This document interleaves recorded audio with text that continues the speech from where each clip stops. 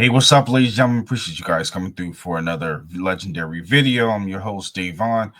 Thank you guys coming through the podcast for No Fugazi Wrestling. More importantly, we're getting to discussion, results review, and also bring out my opinion when it comes to everything that had happened and transpired at Crown Jewel for this year for 2024. So much went into it when it came to the storylines. I feel like it was a little bit lackluster when it came to the matches, but it did its job to pretty much keep us entertained. Out the gate, they had came out with a public release to say this was probably the biggest outgate show that was released directly over there in Saudi Arabia. More importantly, a lot of people were invested with things that was going on, including all the matches that took place, including the Bloodline Civil War with a six-man tag team action. We also had implications when it came to the women's tag team titles. Follow up with that, we also had the Crown Jewel Championship for the men and women's division, as we had Cody Rhodes taking on Gunther to crown the winner take all for being the ultimate champion, of being the Crown Jewel men's champion, as well as the women's division when we had the women's world heavyweight champion when it comes to Liv Morgan taking on no other than the WWE champion of the women's division of Nia Jax. Pretty much as well as Triple H had broke down the rules and regulation of how everything was going to break down when it came to how things were going to be put into play. They're going to leave the championships directly there on display when it comes to the WWE experience. More importantly, each superstar was going to be able to be put on the pedestal of not only being immortalized with plates and everything like that, that will be directly there at the experience, but each winner was going to receive an actual ring similar to a Super Bowl style. The first winners was going to have their own customized ring, and it's going to be multiple generations of years to come that they're going to have multiple winners when you have the men's and women's championship for their respective shows go to battle for the Crown Jewel Championship. More importantly, every single Crown Jewel champion will be able to carry off for a whole entire year or to the lifetime of when they expire from being part of World Wrestling Entertainment, but they will be immortalized in the history books of being a Crown Jewel champion. But let's go ahead and get into everything that initially took place. For you guys coming through, don't forget to smash the like button, subscribe, turn on that notification bell so you'll be in the know of whenever or wherever a new video drops for this channel. More importantly to my subscribers, we are officially on the road to 4,000 subscribers, and it's a genuine with much gratitude. I appreciate you guys always rocking with me and showing your love and support. But let's go ahead and get into this video and discussion on to the results and review of how everything initially broke down when it came to Crown Jewel. They kicked it off first off with the six-man tag team action, as we ended up having the original Bloodline end up defeating the Usos, Jimmy and Jey Uso, as well as Roman Reigns after a great match that took place in the six-man tag team action. Jacob Fatu was really the MVP of the whole entire match. He was pretty much showing his dominance. More importantly, when we had Solo Sikoa as well as Jacob Fatu showing their dominance along the lines of Jimmy and Jey finally finding chemistry again. Roman Reigns was highly impressed. But when it came down to the end, Solo Sikoa was able to secure the victory after miscommunication, and Roman Reigns was able to be clean pinned. Not only that, he was clean pinned when it came to everything that broke down, and Solo Sikoa showed that he is currently running things, and he pretty much showed his dominance. Where things got more intriguing was after the match, when things really broke down. Through the course of everything, the Bloodline continued to beat down Reigns and Jimmy Uso. They looked to send things crashing through the English announce table, as well as showing overpowering them, and then Tama Tonga rained down a couple of right hands. Sami Zayn music hit, and things really broke down from there. Of course, Solo Sikoa was looking for a hug from Sami, but Sami hit that beautiful exploder, and things really broke down as we had a melee brawl between everybody. But the miscommunication happened where Sami Zayn accidentally hit Roman Reigns in the face, and of course, the heels end up leaving up the ramp. But of course, they still celebrated after everything broke down, after the miscommunication from the OG Bloodline, after everything had broke down. But of course, this is setting the tides when it comes to everything that's going to happen when it comes to not only the Civil War, but as well as when we have War Games kicking off things off. And I look forward to being intrigued to see how War Games does in the Survivor Series, as we have the original Bloodline as well as the new Bloodline setting a tone for their things. Is this going to be a winner take all? Whoever wins become the actual Bloodline, or how will this actual stakes take place? I know they're setting a tone for Solo Sikoa versus Roman Reigns at Royal Rumble, and the winner of that actual match, singles match, will control the Ula Fala.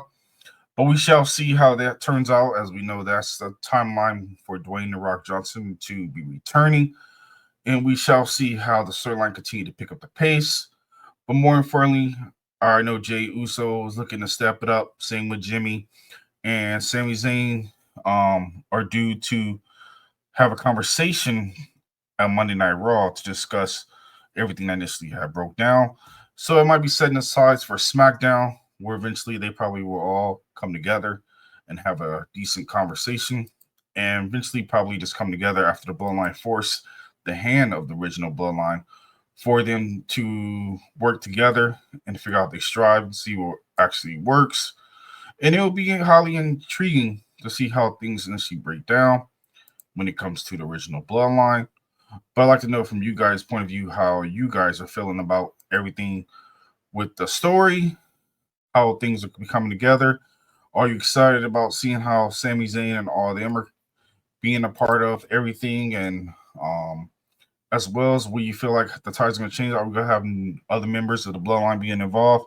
Or are we going to have brand new debuts? I know some people were talking about the other Tonga debuting, which is another son when it comes to no other than um, Tama Tonga and Tonga Loa's little brother, as well as Jacob Fatu's former tag team partner and part of the independent scene. We ended up having some other members as well being involved, including someone who they really were looking to have a part of the clan is no other than Umaga's son, which or multiple of his sons, and see how things may turn out with that as well. But the match went a total of 16 minutes and 35 seconds. It was decent for what it was, and I enjoyed the course of how things were initially had broke down. Out of the match, I may give it a 4.2 out of 5 stars, and it was kept me captivating. The storyline was still a little bit lackluster, but still has been good. They were cooking when it came to the match, and I look forward to seeing more of it through the course of the upcoming weeks. Then we get ready for the women's fatal four-way tag team action as Bianca Belair and Jade Cargill defend the women's tag team championship against Damage Control members Kairi Sane and Io Sky, as well as the Metaphor members of Jakara Jackson and Lash Legend. And of course, one of our favorite MVP of the women's division, Chelsea Green and Piper Niven. This match was decent for what it was, a lot of back and forth. We got a whole lot of action, a lot of smash mouth, but I feel like it was all over the place, a little couple of botches in between. But pretty much Bianca and Jade Cargill was able to seal that deal by hitting a modified Doomsday device and secure the victory on Piper Niven. More importantly, this match went a total of 12 minutes, and it was decent for what it was. But was it feel like it was lacking a whole lot of depth? 100%. I still feel like Triple H really hasn't been caring too much about the women's division, but hopefully he steps it up and show a little bit more love towards the women's division, because I feel like it was really just getting a back burner and not getting a whole lot of love when it comes to the overall of the women's division. And I want to see a little bit more when it comes to how Hunter handles everything and get this women's division back into the swing of things. And so we want to see women get a chance, or more importantly, time things in the correct way. More importantly, keep us highly invested in the women's division. Then we got to a decent match. The Architect, Seth Rollins, taking on Big Bronson Reed. This match was everything you could have truly asked for. It was smash mouth what it was. I like the showcase of how things wrote down. Seth Rollins was able to pick up the victory by hitting that beautiful curb stunt. More importantly, it still kept the big man rolling, steam rolling. It didn't take nothing away when it came to Bronson Reed. More importantly, Seth Rollins needed this actual victory. And it was a good kind of setup of seeing him actually pick up the victory. I feel like it was needed for him after making redemption of being taken out by the big man. More importantly, it's still going to be staggering and intriguing to see how things may unfold. But more importantly, it was a decent match for being 12 minutes and 20 seconds of battle between those two. Of course, I feel like they're not done with each other, and it's going to be a landslide of seeing how things may continue to pick up all the way through to Survivor Series, and then a few may end up ending sometime around Royal Rumble season. Then we get ready for the first crown jewel match of the night. It was the women's division, as we had the WWE Women's Champion taking on the WWE World Women's Champion. It was Nia Jax taking on Liv Morgan. Of course, Liv Morgan was able to secure the victory after so much that had broke down with everything that had initially happened. It was a lot that took out of this match, but more importantly, it still kept us invested through the course of how everything broke down, including all the interferences, Dominic Mysterio. More importantly, Liv Morgan was capitalized as she normally does after interference. Tiffany Stratton got involved, teasing the cash in. Of course, Raquel was able to control everything as well. And things broke down from there as Liv Morgan officially is the first woman to secure the Crown Jewel championship for the first year. It's going to be many more championships that she'll probably try to go for over the time period, but this is something that was felt heartfelt. She was crying her butt off. More importantly, Nia Jax was a tough opponent, and it doesn't take away from Nia Jax from my own personal opinion. I feel like Nia continues to show her strive and continue to be a dominant force, but pretty much they got to keep things rolling when it comes to Liv Morgan being the prick heel as she always have been, getting the heat as much as possible.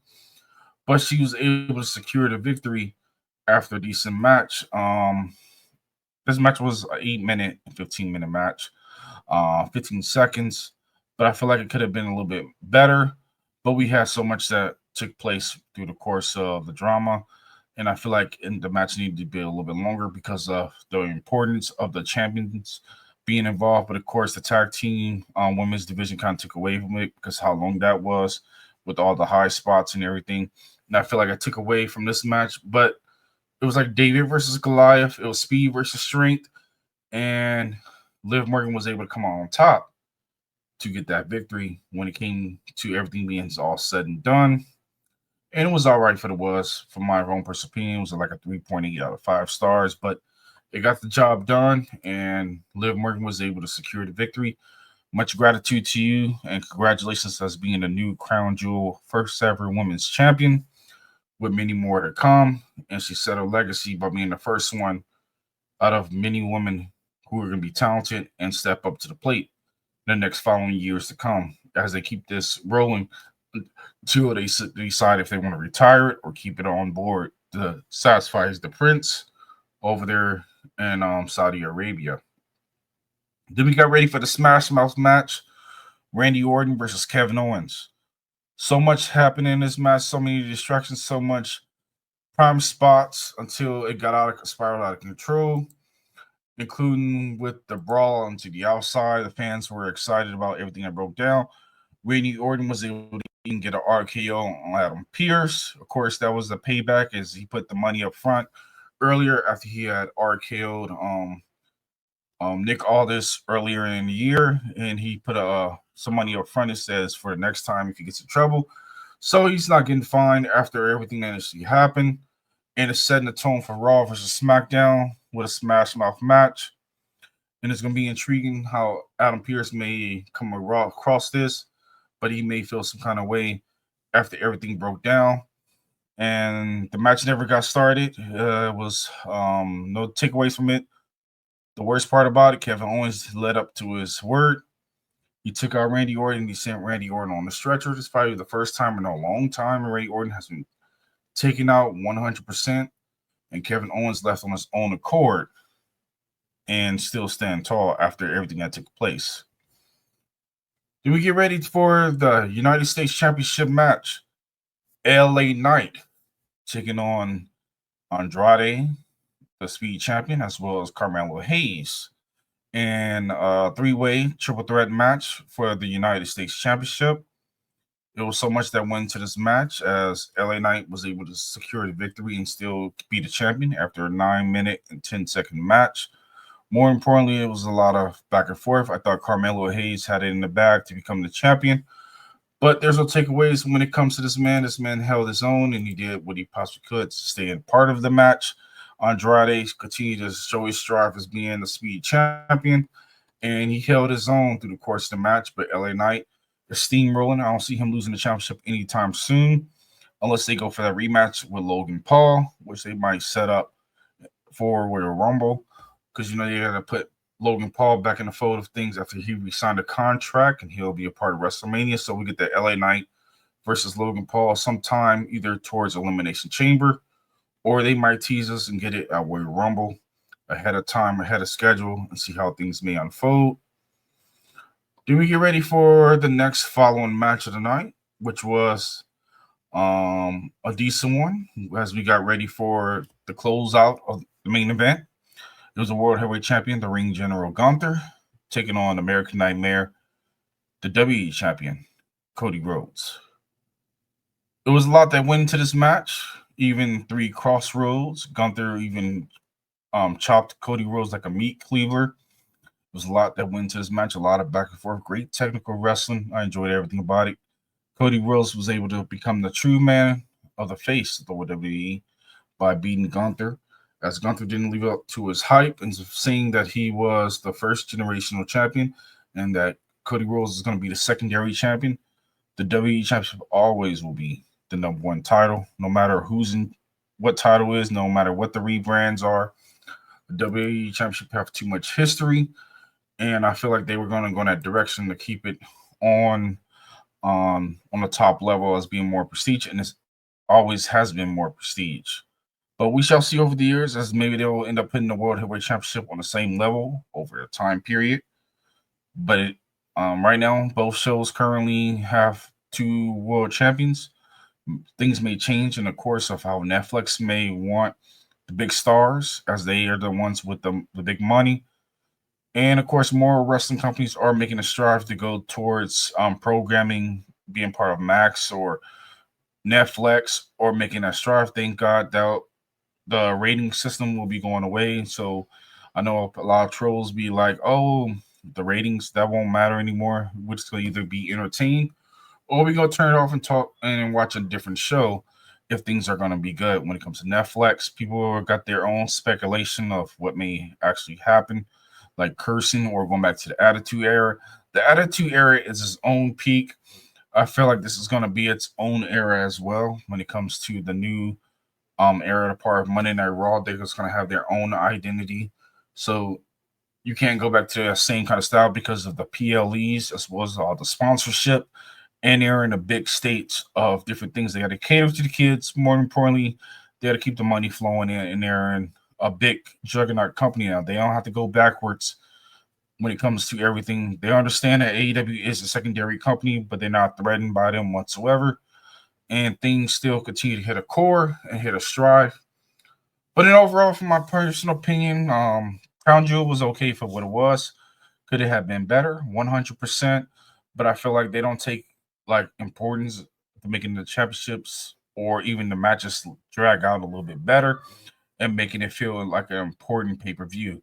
I feel like it's one of those low balling pay-per-views that's part of the actual WWE calendar. And I feel like they need to make it more important. Of course, they go all out with the pyro and everything to feel like it's a secondary WrestleMania, but the viewership isn't what they really want it to be. But they claim that it's the biggest viewership in Saudi Arabia history. So we shall see. Are they faking it, or whatever the case may be, when it comes to just how everything has been flowing with everything in Saudi Arabia?